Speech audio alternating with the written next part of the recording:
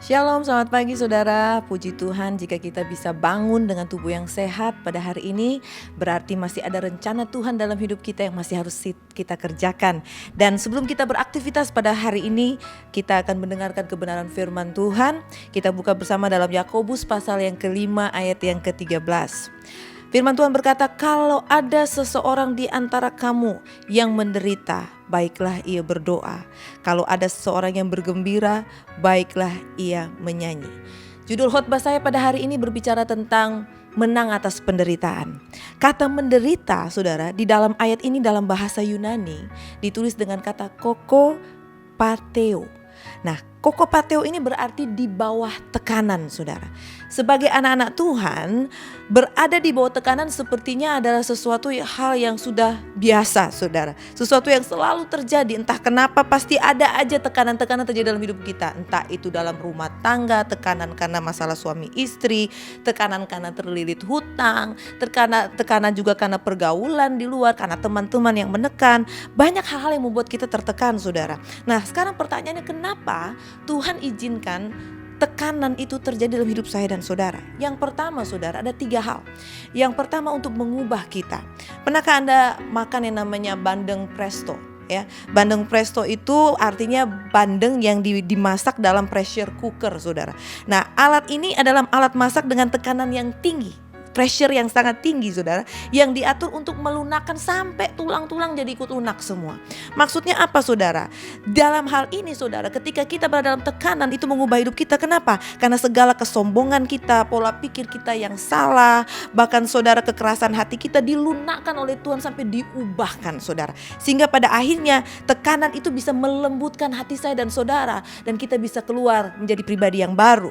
Yang kedua, untuk mendorong saya dan saudara untuk keluar dari zona nyaman, saudara. Karena terkadang, saudara, tanpa ada dorongan tekanan tertentu, kita akan berkutat terus dalam lingkungan yang sama, orang-orang yang sama, dengan kehidupan yang sama, dengan kebiasaan buruk yang sama. Sampai pada akhirnya ada tekanan, kita harus menyingkir dan keluar.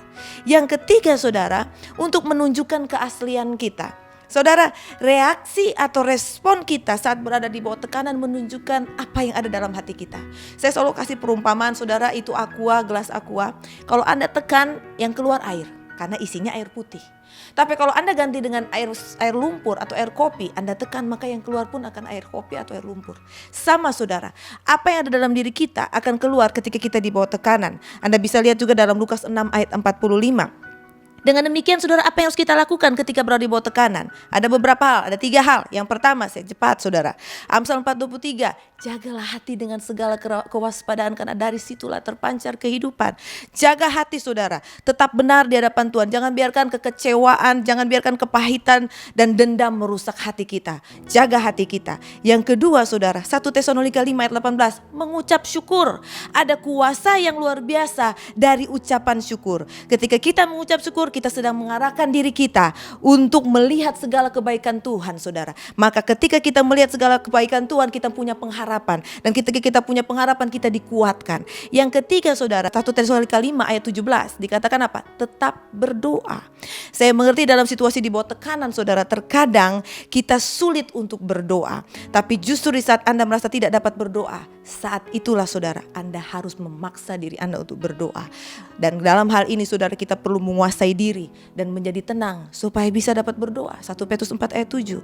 Saudara, pada akhirnya dalam usaha kita untuk menjaga hati, mengucap syukur, dan tetap berdoa di bawah tekanan, kita harus belajar untuk bersabar dalam menantikan pertolongan dan instruksi Tuhan. Saudara-saudara, jika Anda membutuhkan dukungan doa atas pergumulan yang sedang Anda hadapi saat ini, Anda bisa kirimkan WA ke nomor yang tertera di layar kaca ini, saudara. Maka tim doa dan konseling dari GKRI Diaspora akan segera mendukung Anda dalam doa. Mari kita berdoa.